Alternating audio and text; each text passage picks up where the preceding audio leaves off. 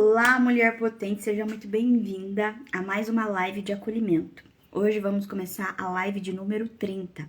A live de acolhimento ela é uma proposta de levar acolhimento, orientação emocional para as minhas seguidoras, que na maioria das vezes são mulheres que sofreram traumas da infância e têm dificuldade de se expressar.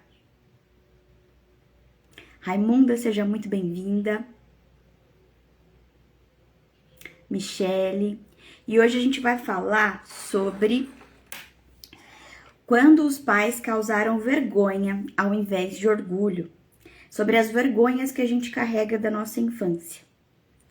É uma live com um tema profundo, como todas as outras, mas sempre com aquele acolhimento, para a gente conseguir olhar para essas feridas com mais compaixão, com mais sensibilidade. Certo? Então, a gente vai começar fazendo uma prática de regulação emocional, que é uma prática que eu ensino muito para os meus pacientes, que é observando a nossa respiração.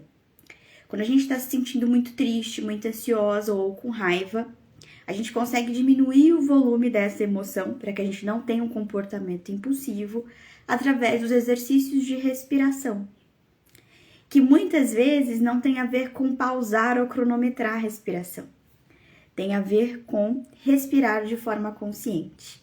Michele, Kleber, sejam muito bem-vindos. Então, a gente coloca uma mão no peito, ou uma mão no ventre, ou as duas mãos. Puxa o ar.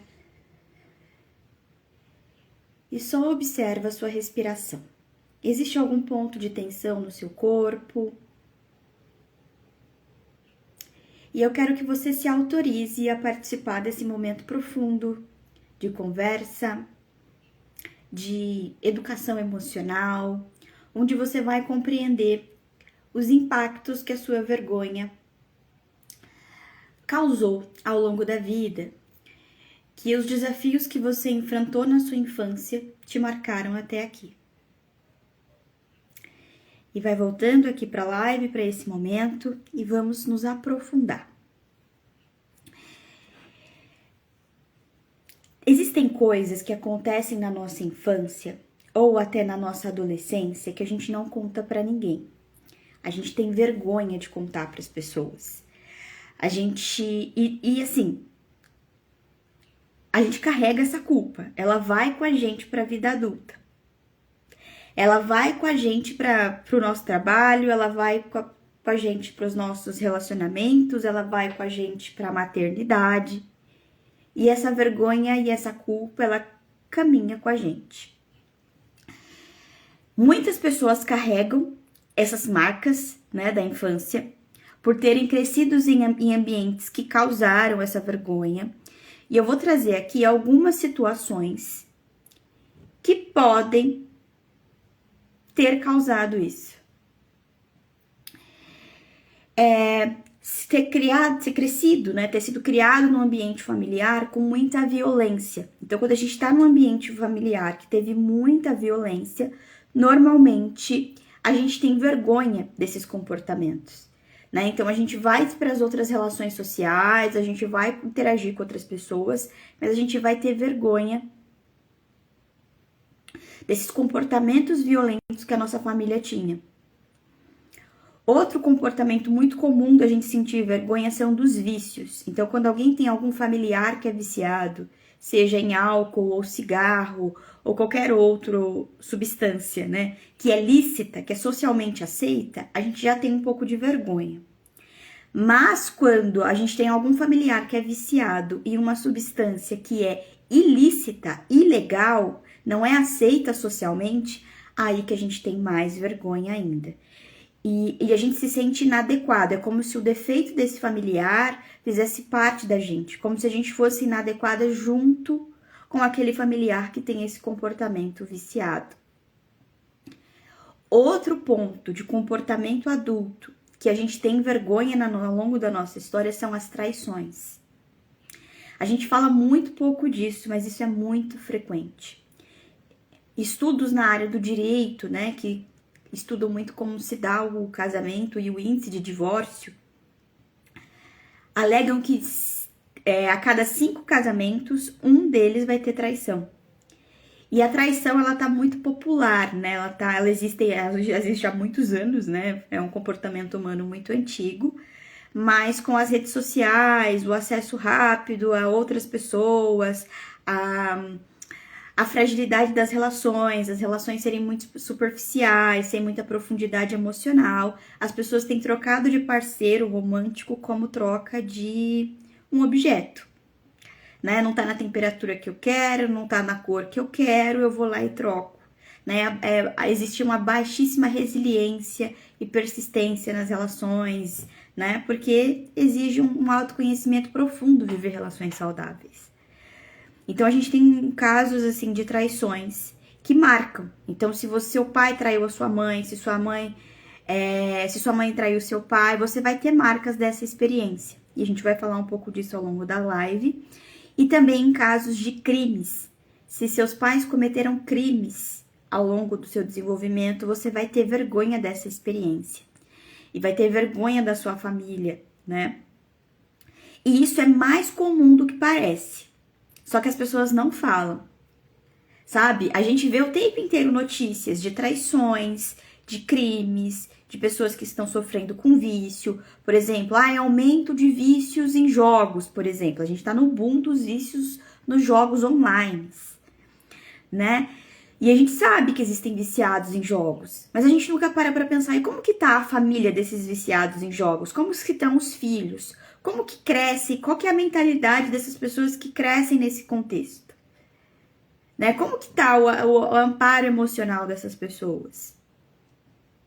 E aí eu quero que a gente parta daquele ponto, como todas as lives que a gente fez ao longo desse mês de junho e julho agora, a gente não tá aqui como juízes.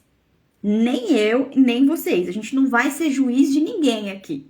A gente não vai ser juiz dos nossos pais, né? A gente não vai ser juiz de ninguém. A gente tá aqui só para compreender os impactos emocionais dessa postura paterna que não soube sustentar a responsabilidade de uma maternidade, de uma paternidade, de uma criação de filhos. E a gente tá muito no olhar de curar essa vergonha que foi herdada. Essa vergonha que você traz do contexto familiar, que você herdou ela. Então a gente vai acolher essa vergonha, validar ela, compreender, e não como juízes desses pais que falharam ao longo do nosso desenvolvimento, mas como figuras de responsabilidade emocional, para a gente não reproduzir os padrões. Existem muitos casos de perfeccionismo que chegam na terapia que tem relação com feridas relacionais. A minha família me causou tanta vergonha, existem comportamentos na minha família que eu me sentia tão desconfortável que eu me torno perfeccionista para camuflar essa história que eu carrego, para disfarçar que eu não vim desse lugar. Só que o grande perigo desse movimento é que eu vou perdendo a minha autenticidade, porque a maior força da nossa história não está em negar ela, por mais dolorosa que ela seja. Está na aceitação dessa história e que, apesar de ter vivido isso, eu não reproduzo os mesmos comportamentos. Ou eu até reproduzi os mesmos comportamentos, mas eu parei com isso. Eu decidi mudar a minha história. Eu decidi fazer diferente do meu padrão familiar. Então é muito esse movimento. Então a gente vai falar um pouco agora dos impactos desse comportamento, dessas vergonhas, no desenvolvimento infantil. Quando, então, um pai tem esses comportamentos que a gente citou, eu vou partir desses eixos, tá? Comportamentos violentos, vícios, traições e crimes. A gente vai seguir essa leitura aqui. Existe uma ruptura na segurança emocional. Lembra que eu falo pra vocês, principalmente quem já fez terapia comigo, já participou de algum grupo ou de alguma sala secreta? Salas secretas são encontros como esse aqui, só que eles são mais íntimos, a gente fala de assuntos mais profundos. Até, inclusive, se você tá assistindo essa live agora, em mente vem uma amiga que você acha que esse tema pode ajudar ela, compartilha a live. Essas lives, elas têm sido transformadoras para as pessoas que têm acompanhado. Eu recebo diversos depoimentos até de pessoas que pensavam em desistir da própria vida, que não sabiam lidar com o conflito emocional, mas depois das lives tiveram mais esperança para persistir, para continuar, né, lidando e vendo esperança em superar essas dores que carrega há muitos anos. Então, sempre que vier alguém no seu coração que você acha que essa live pode ajudar, compartilhe. Porque quanto mais pessoas a gente alcançar, mais cura emocional a gente tá levando, mais possibilidade de esperança a gente tá levando para as pessoas. Então, segurança emocional. A criança, ela se apoia nos pais para criar senso de previsibilidade. Então, o olhar da criança para o pai não é só um olhar de admiração, é de previsibilidade. Né? Existem estudos até do desenvolvimento infantil de que quando os pais mudam as expressões, as crianças mudam os comportamentos. Por quê? Porque as crianças, elas estão vinculadas ali aos pais. Se os pais transmitem segurança, elas se sentem seguras. Se os pais transmitem insegurança, elas vão se sentir inseguras. Então, a nossa segurança emocional, ela é desenvolvida nessas relações ali, né? Quando há comportamentos públicos que eles são expostos e causam vergonha, a gente vai sentir isso, né? Então, traições, a agressão, a humilhação, as mentiras. E aí, o mundo afetivo da criança, ela vai entrar em colapso. Como assim? A figura, né? Vamos pensar, a figura que der para trazer segurança, ela não tá trazendo segurança. Então, eu vou ficar ansioso, vou ficar em estado de alerta, eu vou ficar apreensivo. E quando a gente pensa numa criança ansiosa e apreensiva com o ambiente social, a gente pensa numa criança agitada, numa criança briguenta. E às vezes algumas vão se expressar assim, outras não. Outras vão para o silêncio.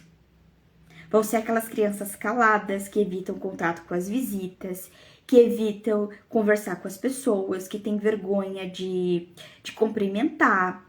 Ela vai ficar ali reclusa, ela vai ficar ali, né, num canto. E aí ela aprende o quê? Que ela não pode confiar em quem deveria proteger ela.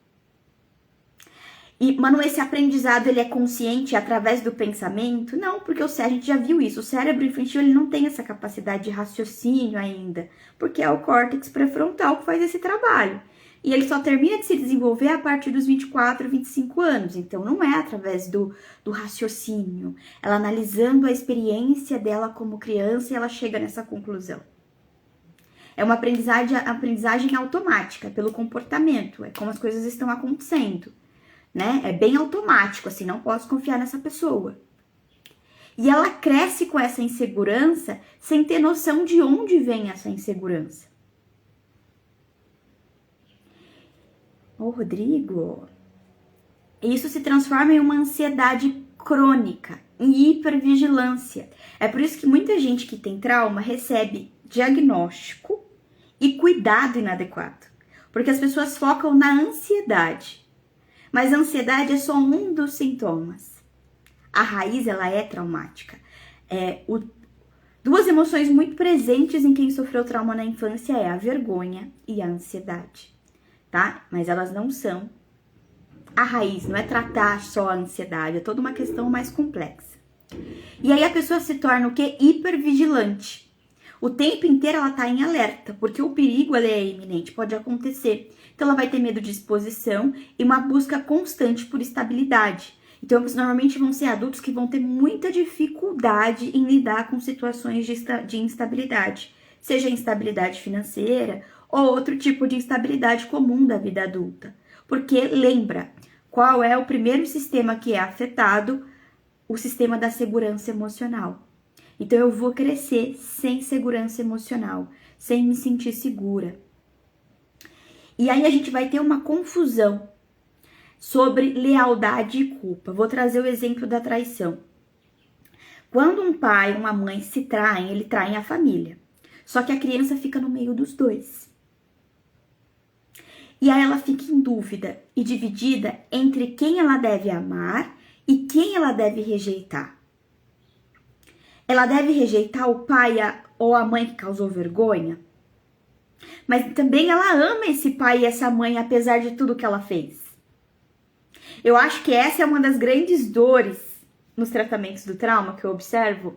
É que muita gente sabe, né? Fulano, meu pai, ou minha mãe, ou meu padrasto, ou meu avô me feriu muito, me machucou muito. Só que ainda assim eu tenho um afeto por essa pessoa. E parece errado sentir esse afeto. Só que esse afeto, ele é um tanto até instintivo. Você vai sentir afeto por essa pessoa porque ela te criou, você foi gerada por essa pessoa. Então, por mais que ela tenha te machucado ou tido algum comportamento que gere vergonha, você vai ter um vínculo com ela. E é por isso que a alienação parental, que é quando o casal se divorcia e um fica falando mal do outro pro filho, isso é muito ruim. Isso é considerado até um crime. Né? É um problema comportamental ali. Pode afetar com quem vai ficar à guarda quando tem esse tipo de comportamento. Porque você gera um conflito interno na criança gigantesco. Porque ela não tem capacidade cognitiva e emocional para fazer uma escolha desse tamanho com quem que ela tem que ficar. Porque ela gosta das duas pessoas, ela precisa das duas pessoas. Ela entende que o natural é ter as duas pessoas, né?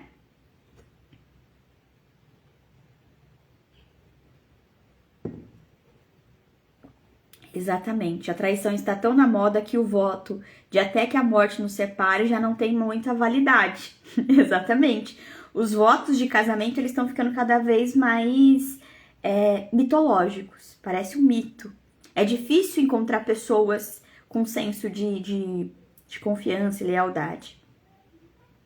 E aí a criança, né, o adolescente, ela pode se sentir traidora ao sentir raiva ou culpada por continuar amando alguém que machucou ela. E aí, essa frase, observa essa frase. A criança pode se sentir culpada por continuar amando alguém que machucou ela. Aonde que essa criança vai atualizar essa culpa?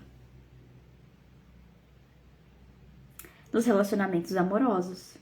E ela vai se conectar com alguém que ela vai amar, mesmo machucando ela, para lidar com essa culpa. Os nossos relacionamentos amorosos são atualizações de dores que a gente não viveu. Que a gente não diria que não viveu, se não viveu não foi adequado. É uma atualização de dores que a gente viveu, mas não elaborou, não processou essas vivências. Aí a gente vai ter o que? Uma ambivalência emocional. Ora eu amo, ora eu odeio, ora eu gosto, ora eu não gosto. Uma dificuldade de confiar nas próprias emoções, decisões, uma dificuldade de confiar nos outros. Lembra que eu falei na última live que pessoas com comportamento de infantilização crônica vão ter muita dificuldade de tomar decisões por conta própria? Vai estar sempre procurando outras pessoas para validar as decisões, para validar as emoções. É o mesmo, para validar as qualidades, se tornam adultos que precisam constantemente de feedbacks por conta disso. O sistema interno dela foi ambivalente emocionalmente. E aí ela cresce com crenças, tipo relacionamentos machucam, não dá para confiar em quem a gente ama. E aí vai ter sempre aquela coisa, eu tô num relacionamento, mas com medo constante de ser abandonada. Eu tô num relacionamento, mas eu não posso confiar. Não se deve confiar em ninguém, né? E aí a pessoa segue com essa visão. E aí vamos entender agora o impacto na vida adulta. Como que isso se dá? Então, na infância a gente entendeu como que isso é construído. E na adulta, a vergonha identitária. A vergonha dos pais vira vergonha de si mesmo. Pesado isso, né? Gente, essa live ela é maravilhosa, é um tema muito profundo. Porque ela traz entendimento para muita coisa que a gente passa na vida. E a gente fala, cara, eu não sei de onde vem essa vergonha. Eu não sei por que eu me sinto desse jeito. Eu não sei de onde vem isso.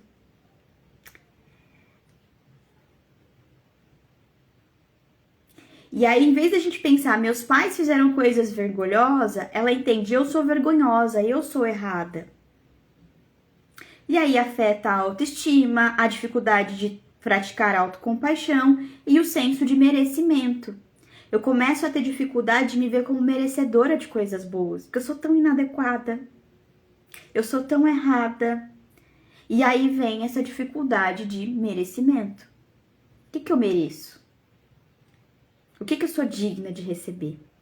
Isso é forte, né, gente? Eu sou infinitamente grata por vocês estarem comigo nessa live e pela minha coragem de trazer um tema assim tão profundo.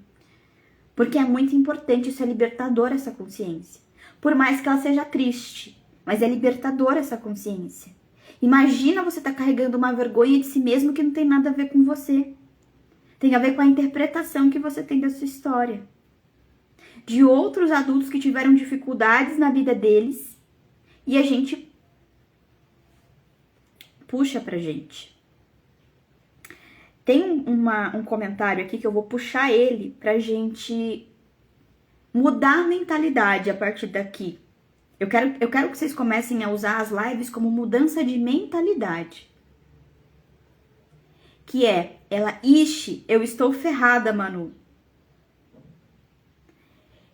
Esse ixi, sistema de alerta, meu Deus, né? Caos, desordem, sistema de ameaça ativado. Eu estou ferrada. Um decreto no futuro. Aí ela vem com o Manu, tipo, me ajuda, né? Tipo, Manu, meu Deus, né? Então vamos lá. Ninguém aqui tá ferrado. Se tivesse ferrado, já nem tava nessa live. Esse eu estou ferrada, esse decretar o eu estou ferrada é uma negação dos movimentos de cura emocional que você já tá fazendo. E a gente vai chegar num ponto agora forte.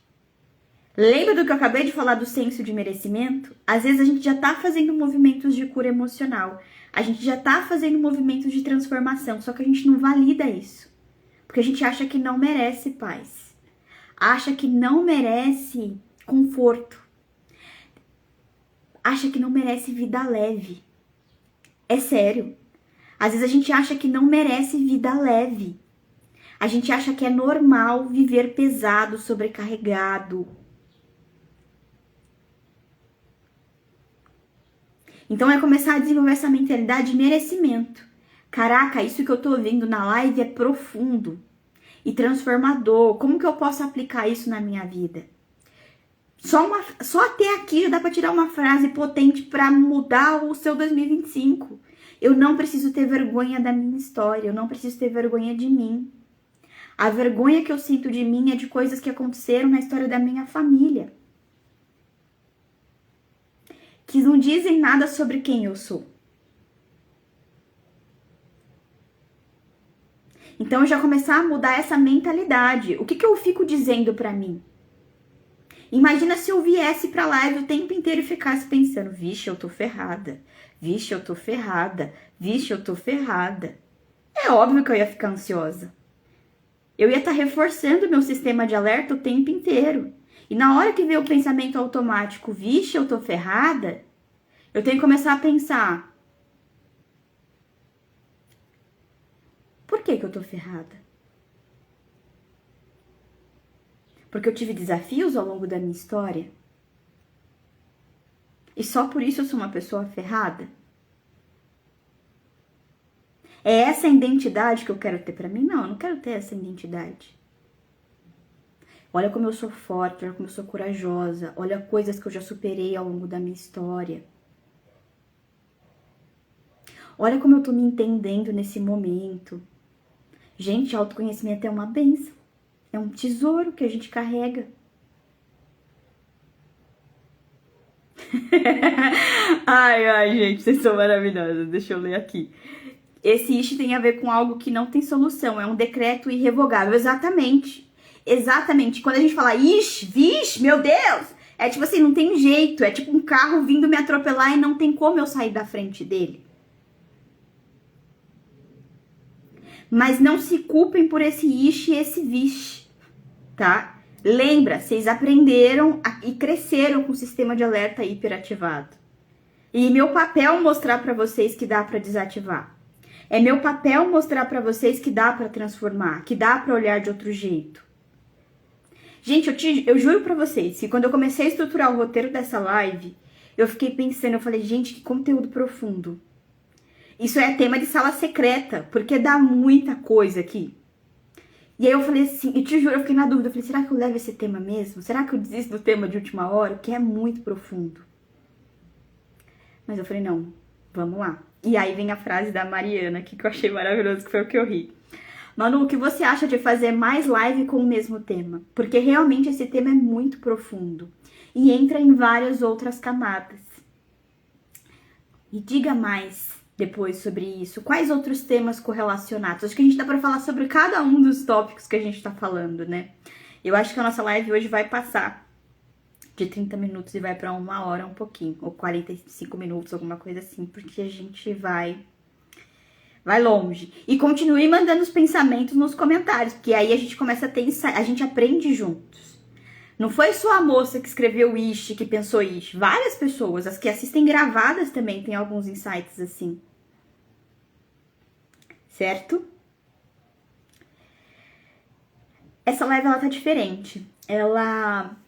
Eu não sei, será que é porque a live 30? Aí tem um marco, assim, dos 30 aqui também. Porque ela tá num lugar que eu tô sentindo também uma demanda emocional muito forte. Eu sinto o clima da live, né, do grupo.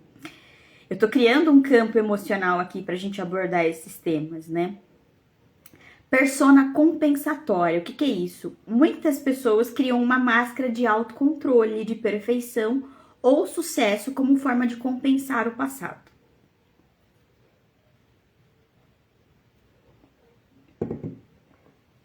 Sabe aquela pessoa que a gente sabe que ela não tem aqueles resultados que ela diz que ela tem, mas a gente vê elas o tempo inteiro usando uma máscara, que elas estão com muita dificuldade na vida, mas elas vendem essa imagem de sucesso.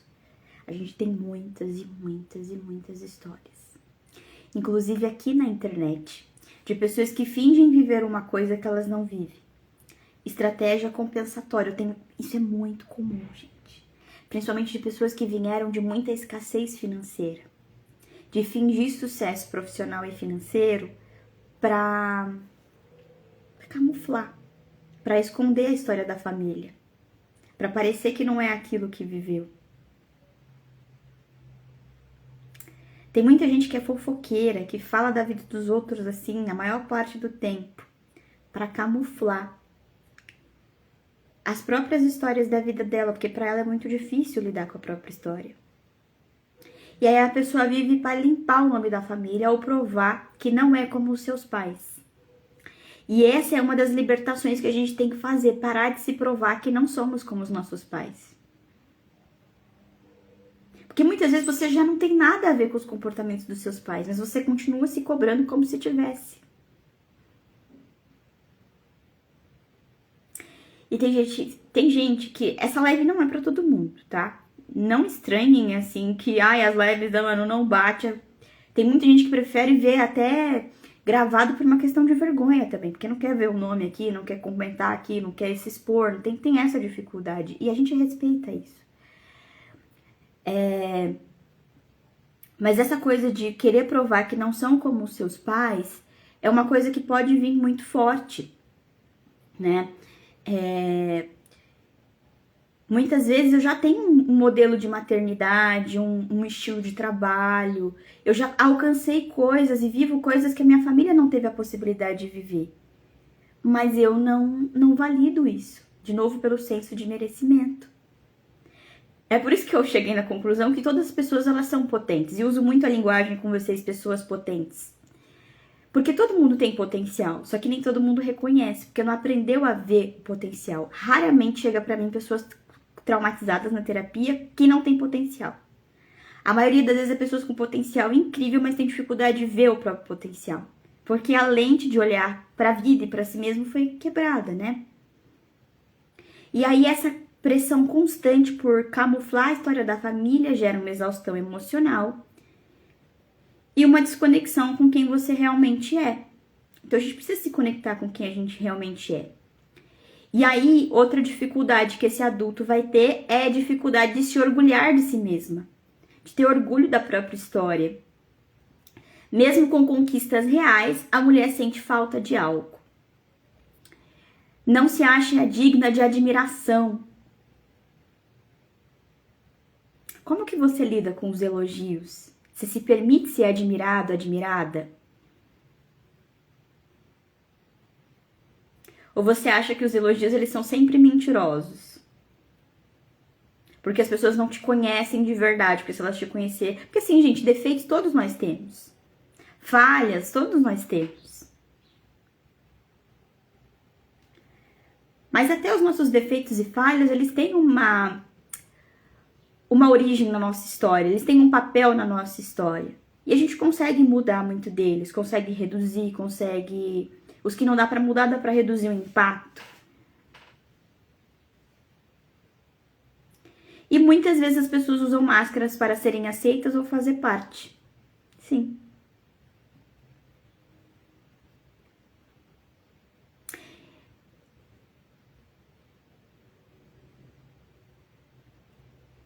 E aí vem a angústia, né? Eu me exijo tanto de mim que aí vem a angústia.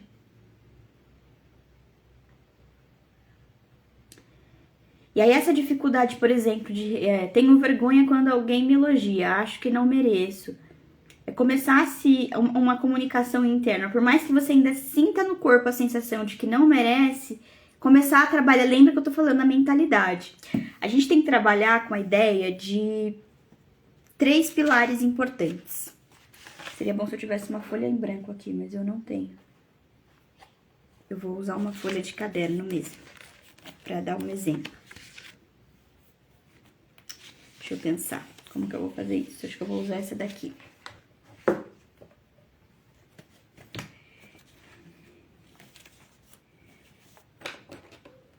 Vou usar algumas cores para ficar mais fácil.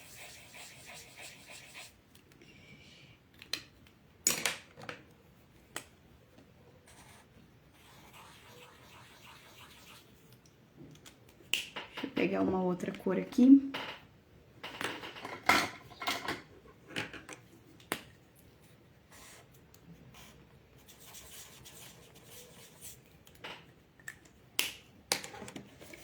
Vamos trabalhar com essa ideia aqui de 3 pontos. Certo? Tenho vergonha quando alguém me elogia, acho que não mereço. Esse é o comentário. Vamos pensar na bolinha roxa como pensamento, a bolinha azul como a emoção e a bolinha que era para ser laranja, mas tá fluorescente aqui, meio quase apagada, como o comportamento, certo? Então, eu penso que não mereço. Então, vamos pegar, deixa eu pôr outra coisa aqui. Vou pegar essa caneta aqui. Fazer uma estrela aqui. Essa estrela aqui, ela simboliza o estímulo, o elogio que o outro trouxe. Então, vamos supor, o Kleber elogiou a Raimunda, falou que ela é muito organizada. Qual que é o pensamento automático dela quando ela recebe essa informação? Eu não sou isso, eu não mereço esse elogio, eu não sou organizada. Ela rejeita a informação. Como que ela vai se sentir? Inadequada. Vai sentir vergonha? Se eu me sinto inadequada, eu tô sentindo vergonha. Qual o comportamento dela? Se isolar, ficar cabisbaixa, ou até devolver uma fala, não, eu não sou isso, não. Então, tudo começa aqui, ó, no pensamento. Então, se eu quero mudar o comportamento de não merecimento, eu tenho que começar mudando a minha mentalidade, o meu pensamento. E como que eu faço isso? Na hora que chega o estímulo, o elogio, você é organizada, vai vir um pensamento automático. Você não é merecedora disso. Eu coloco imediatamente o contrário. Se fulano reconhece em mim essa organização, esse potencial de organização, é porque eu realmente sou organizada. E aí, se eu reconheço isso, eu já me sinto confortável, eu já me sinto mais autoconfiante, e isso vai fazer com que eu ande de cabeça erguida, eu me posicione com mais segurança diante das pessoas. Deu pra entender? Como que dá essa mudança? Eu vou dar um exemplo pessoal. Teve uma, acho que tá até aqui, acho que a Mariana ainda tá aí. A Mariana, uma vez, eu postei alguns stories. Eu sempre postei stories da minha rotina de estudos e tudo mais, né? Aí teve um tempo que eu parei e agora eu tô voltando de novo. E aí a Mariana, uma vez, ela falou assim pra mim, respondeu, né? Nossa, Manu, você é muito organizada. E meu pensamento automático foi, não sou organizada nada. E aí eu falei assim, eu não sou tão organizada assim, não. Meu pensamento automático e crítico, já respondi ali pra ela. O que a Mariana fez? Ela me rebateu. E ela falou assim, Manu, se você não fosse organizada, você não dava conta de fazer todas as coisas que você faz. Aí eu falei, verdade. A Mariana falou que se eu não fosse organizada, eu não dava conta de fazer todas as coisas que eu faço. E aí, o que foi que ela me mostrou ali? A minha ideia de organização era uma ideia de organização perfeccionista. Isso faz um tempo, já tem uns 2, 3 anos que ela me mandou essa mensagem. Mas eu guardo, tá vendo como eu guardo as mensagens de vocês? A gente tem uma relação que é curativa, gente. Por mais que às vezes não esteja numa sessão de terapia, esteja só aqui. Porque a página, ela foi feita pra isso, pra ser acolhedora, pra gente se transformar. Então, a cada mensagem que a gente troca, a cada caixinha de perguntas, a cada live, a gente vai se transformando e crescendo juntas, né? E ela me mostrou, Manu, sua visão de organização tá muito perfeccionista, né? Não é fazer tudo, não é dar conta de tudo. Mas, portanto, pela quantidade de atividades que você executa, então o que ela fez imediatamente? Ela refutou meu pensamento automático e gerou transformação. Que é exatamente o que eu tô fazendo com o pensamento. Ixi, eu tô ferrada. Ou, nossa, tenho vergonha quando alguém me elogia, acho que não mereço. Certo? Eu gosto quando vocês compartilham pensamento e fica... De repente eu vou pra um lugar que não tinha nem previsto que eu ia pegar caderno e fazer desenho nessa live hoje. E aí, como que a gente resolve isso na terapia, então? Vamos entender, então, como é que trata essa questão. Já vou dar um spoiler, tá? Por que a gente tá falando tanto de pai, de maturidade emocional e de... Pai, maturidade emocional e posicionamento como adulto? Porque tá tudo relacionado. Tá? Tudo relacionado.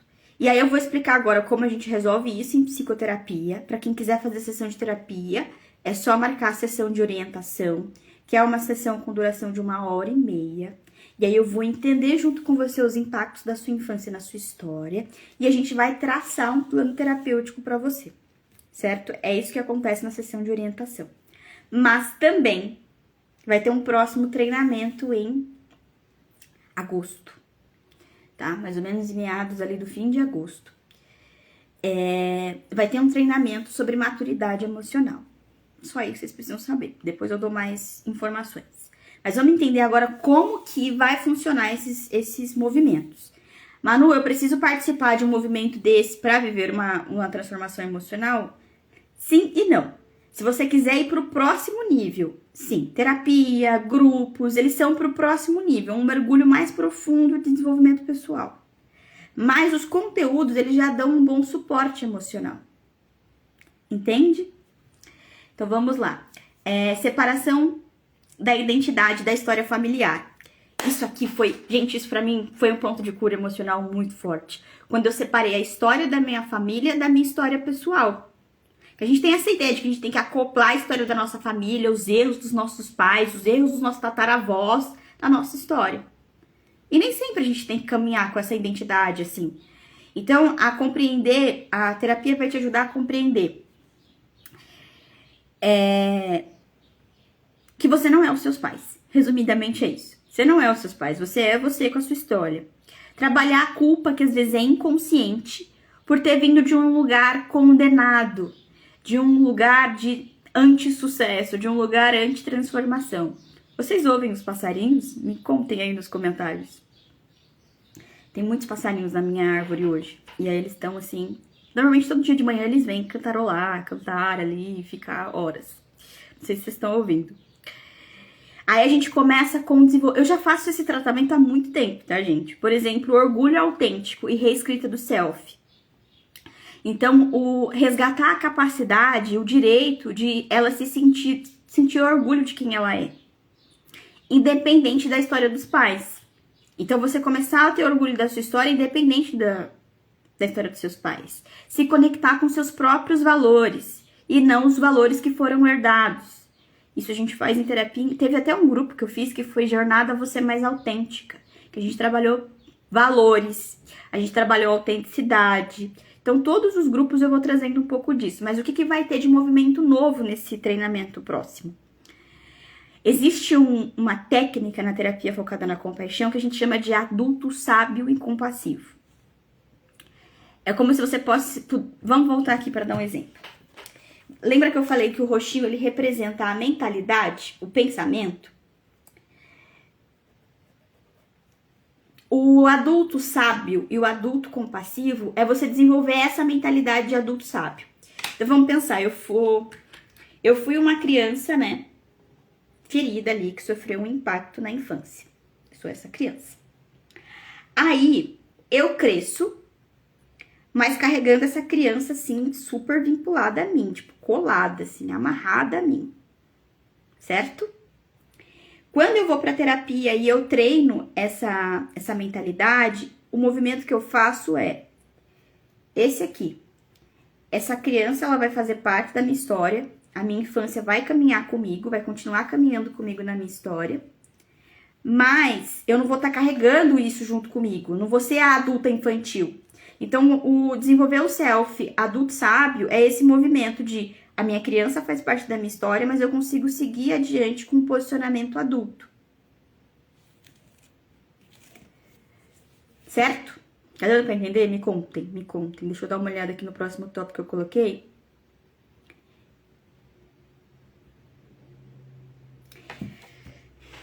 Outra coisa, como que esse adulto sábio ajuda? Vamos lá. Então, por exemplo, essa criança aqui, ela tava com o sistema de ameaça hiperativado. O que o adulto sábio, ele aprende? Quando eu treino essa técnica, né, do adulto sábio, eu vou desenvolvendo uma mentalidade que ativa o sistema de segurança.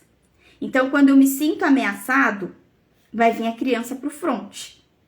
E aí eu consigo vir com o meu adulto sábio e dar uma acalmada ali nas coisas. Vamos pensar num exemplo. Vou pegar o mesmo exemplo do elogio, vai, que fica mais fácil. Então, chega, a Raimunda tá lá na mesa de trabalho dela, aí chega o Kleber e fala pra ela, Raimunda, você é muito organizada. O sistema de ameaça vem na hora e grita, meu Deus, eu não sou merecedora disso, ele nem sabe que eu esqueci de fazer tal atividade, que não sei o que. Aí, a Raimunda treinando o adulto sábio dela, na hora que vai vir isso, ela vai colocar o adulto sábio no front também. E a criança vai pra trás. Aí a Raimunda vai e fala, olha, muito obrigada por esse elogio, não realizo todas as atividades, né, que tá na minha lista, mas eu realmente consegui executar tal trabalho com muita organização, eu consegui fazer tal coisa de forma organizada. Ela valida o que consegue fazer, certo? E aí essa é a dinâmica.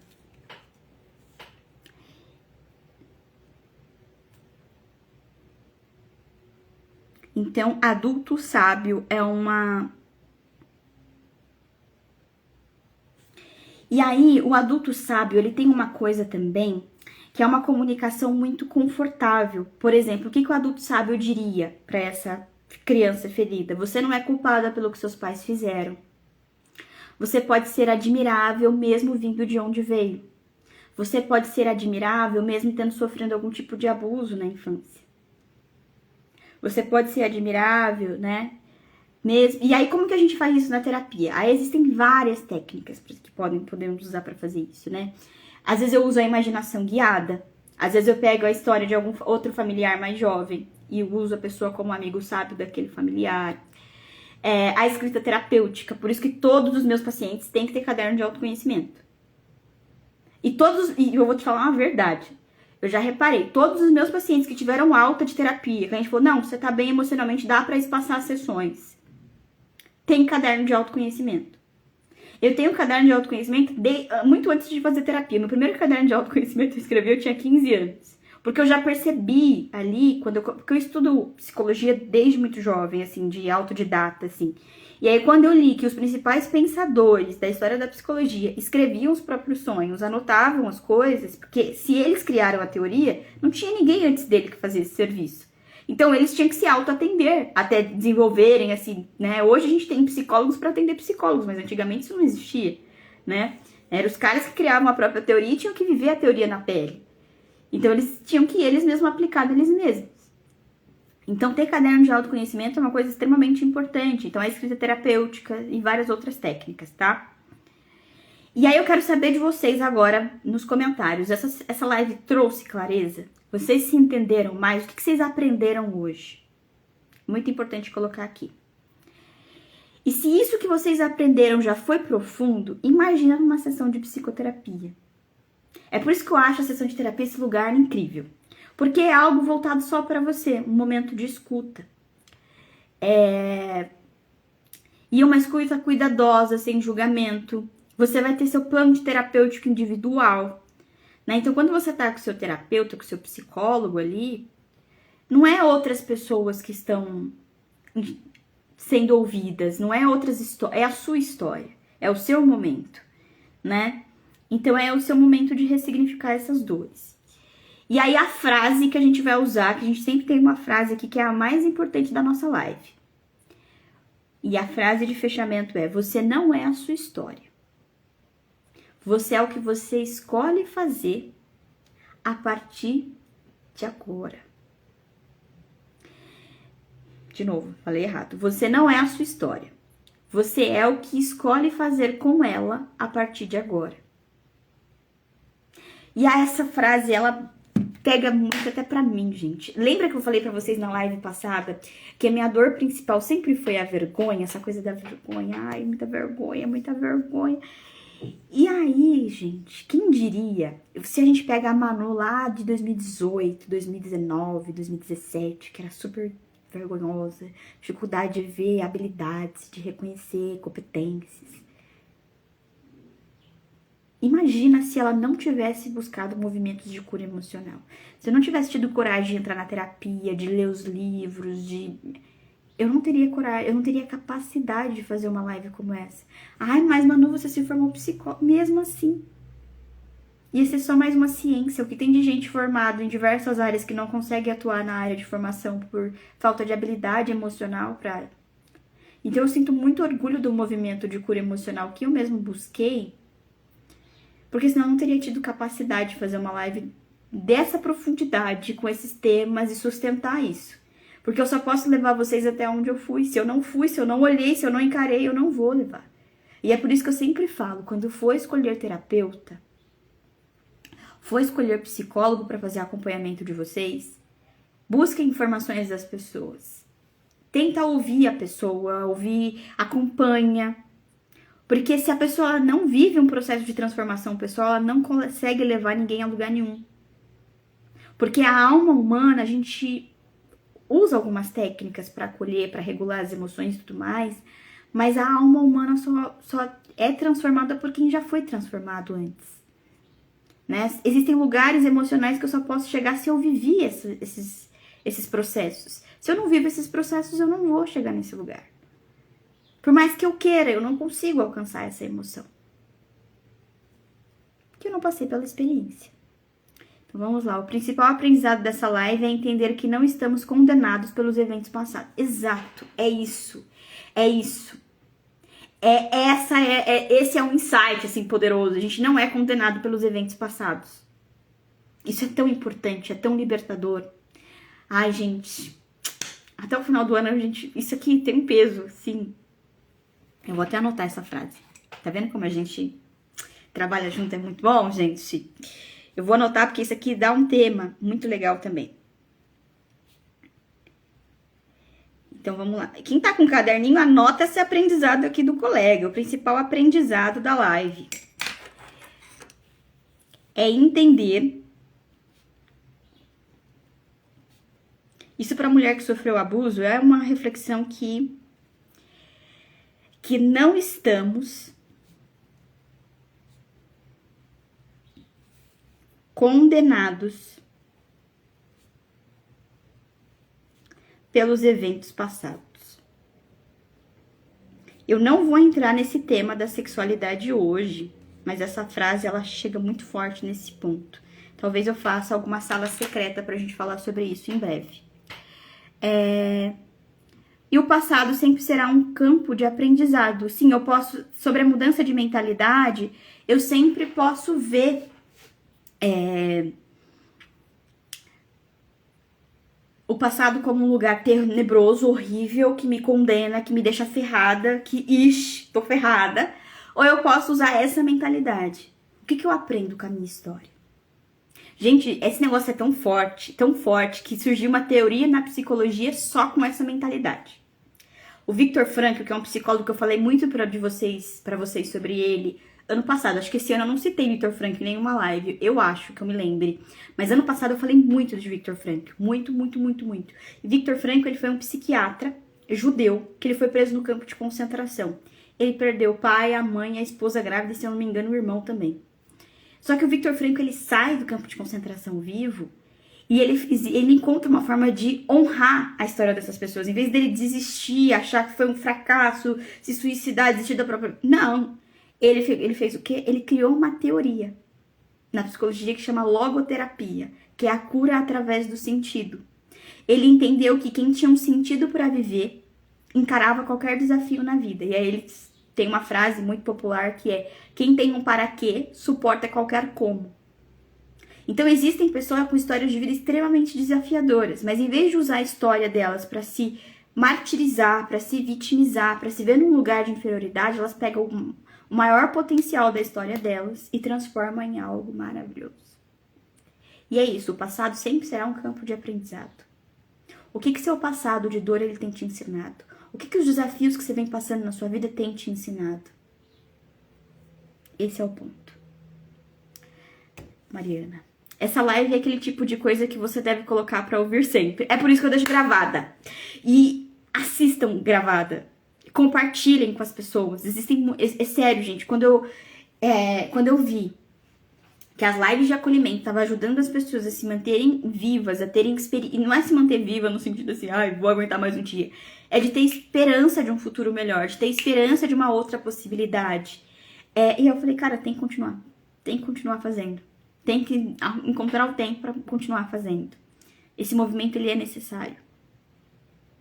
Quando você tá pensando em se invalidar por alguma coisa, vai lá e coloca a live da Manu e Ovo, porque é muito acolhedora. É isso mesmo. Quando você tá voltando pro sistema de ameaça, ele tá gritando, aí vem pra live que você lembra. Que aí eu faço o papel um pouco aqui do adulto compassivo. Do adulto que fala palavras que faz você entender que as coisas não são tão catastróficas assim como parece. Outra decisão maravilhosa foi esses bonequinhos, gente do céu. Antes eu usava canetas, né? Agora eu uso bonequinhos pra explicar as coisas. Essa frase aqui é ótima. Olha a frase que o Kleber colocou. Tem a ver com um dos primeiros livros que eu li sobre experiência terapêutica. Que tá aqui. Ele: parabéns pela superação, Manu. O primeiro paciente de um bom psicólogo sempre será ele mesmo. Gente, é isso. Tem um livro que eu li que chama Quando Nietzsche Chorou. Esse livro é muito bom pra quem é terapeuta, assim. E aí ele fala... E não, pra conhecimento geral também ele é bom. E aí ele conta um pouco da história da psicanálise, assim, e tal. Mas uma coisa que eu acho legal do livro é que ele conta... Tem uma frase que ele fala assim que o sofrimento do psicólogo é o seu laboratório.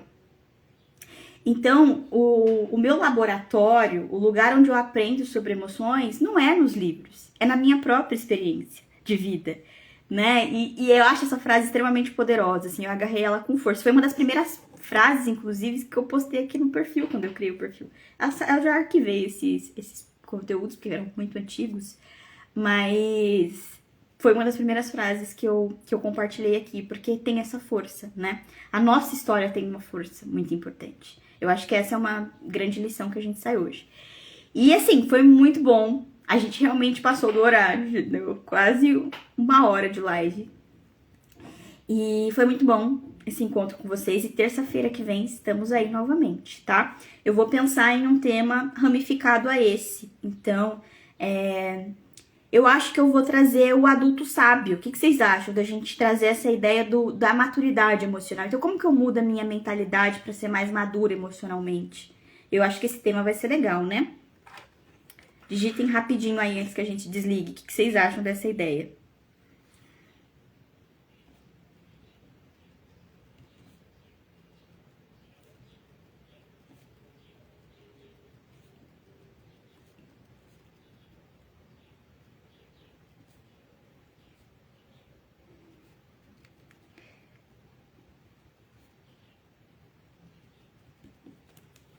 É sensacional, né? Acho que eu vou focar nesse semana que vem. Mas enfim, aguardem nos stories que eu conto mais detalhes depois. Certo? Beijos e até semana que vem. Vocês são incríveis!